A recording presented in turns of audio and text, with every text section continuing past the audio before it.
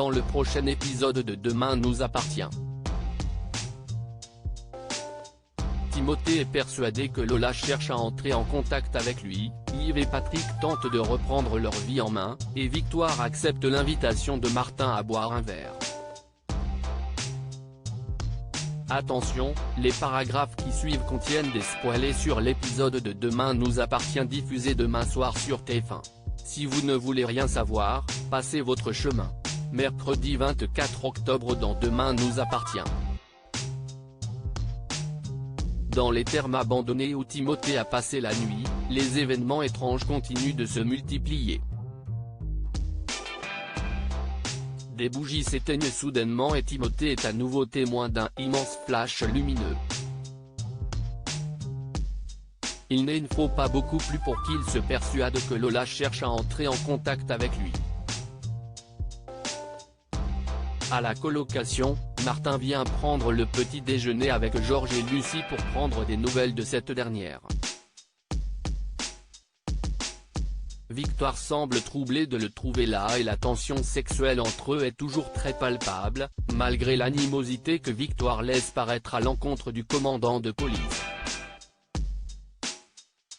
Mais à sa grande surprise, Martin lui propose d'aller boire un verre le soir même et la jeune femme accepte. Pour Victoire, les choses sont claires, son rendez-vous avec Martin sera l'occasion pour elle de se reconnecter avec son corps, ce qui semble choquer Georges. Une fois au commissariat, Georges, qui est visiblement jaloux de l'intérêt que porte Victoire à son supérieur, essaye de faire peur à Martin avant son rendez-vous. Il lui dit que Victoire a une curiosité malsaine pour les histoires de flics, de meurtres, et de cadavres, dans l'espoir de faire capoter leur date. Et effectivement, le soir venu, le rendez-vous de Victoire et de Martin est un désastre. Les histoires policières de Martin ennuient terriblement la jeune médecin. Georges a réussi son coup. Dépitée, Victoire décide de rentrer chez elle et fait comprendre à Martin qu'il n'a pas du tout compris pourquoi ils étaient là. Elle cherche juste un plan cul. Cela fait des mois que personne ne l'a touché. Alors qu'elle s'apprête à partir, Martin la retient et lui dit qu'ils ne se sont finalement peut-être pas si mal compris. De leur côté, Yves Gardel et Patrick de leur tentent d'aller chacun de l'avant. Poussé par Christelle et Sylvain, Patrick finit par appeler son fils aîné et lui donne rendez-vous près de la plage. Le père et le fils se prennent dans les bras, heureux de s'être retrouvés. En parallèle, Yves va voir Matteo sur son tonnier et lui demande de lui donner une dernière chance. Il lui confie que l'assassin de sa femme a enfin été arrêté et qu'il a envie d'aller de l'avant et de tourner la page pour son fils. Il s'est repris en main, ne boit plus depuis une semaine, et essaye vraiment de faire des efforts. Matteo finit par se laisser attendrir et lui dit de se remettre immédiatement au travail en allant s'occuper des filets de pêche. Ils parleront contrat et salaire demain. Plus tard, Yves fait part de la bonne nouvelle concernant son travail à Mathias. Mais alors que son fils part prendre une douche, Yves sort une bouteille de vin de son sac de course. Nord vient tenir compagnie à Timothée dans les termes. Elle lui dit qu'elle pense qu'ils ne sont peut-être pas seuls ici, et son ami confirme être du même avis. Il y a bien quelqu'un dans les termes, mais pas quelqu'un comme elle ou lui. Et il souhaite prouver à Nord que personne d'humain ne vit ici, qu'il s'agit d'un esprit et qu'elle ne risque rien. Il se lance donc dans une exploration des termes.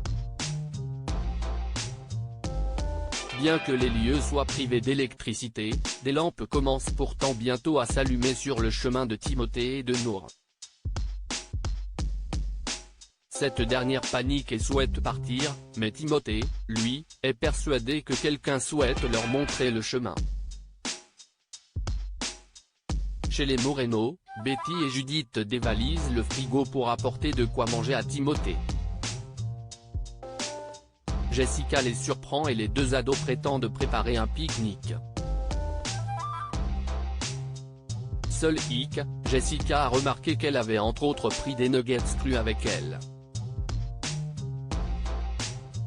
Sachant que Timothée a disparu, Jessica trouve la coïncidence troublante et semble désormais avoir de gros soupçons.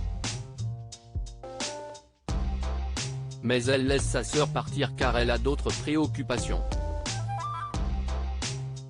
Elle retrouve en effet ensuite Bart et Maxime chez les Delcourt pour préparer Halloween comme il se doit et choisir leurs costumes respectifs.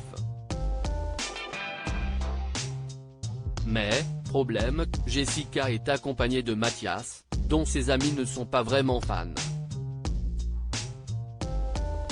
Elle leur apprend qu'elle l'a invité à la soirée d'Halloween du Spoon et Bart et Maxime ne sont pas ravis de cette nouvelle.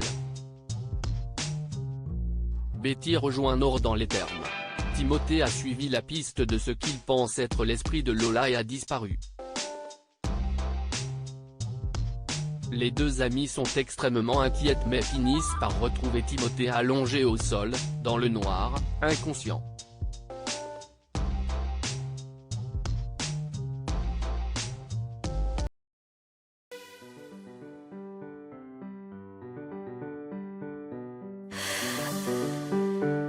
The man I love just had a